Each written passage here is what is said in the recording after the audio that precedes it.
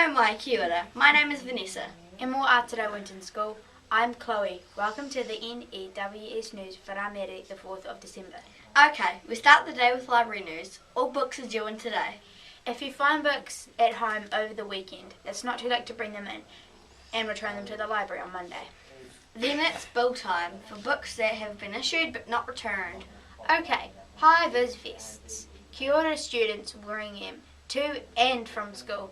Everyone needs to wear one. And a reminder about wearing your sun hats at interval and lunchtimes. The UV rating today is very high, so slip, slop, slap and wrap when in school. Okay, Slurpers are on sale by the barbecue. $1 each. Wrap is in the bin. In the bin, koutou. It's a windy day. In the bin. Kia ora. Okay, let's get into the Kupu o te Wiki. This week's word is hokumaha, which is te reo for supermarket. As in, kei te here o kei te hukumaha. I'm going to the supermarket. Okay, birthday news. One today. Caleb Short turns 9. And tomorrow, Josh Woos turns 9 as well. Hooray, happy birthday. Rafa no kia korua. Have yourselves a couple of happy birthdays, gentlemen.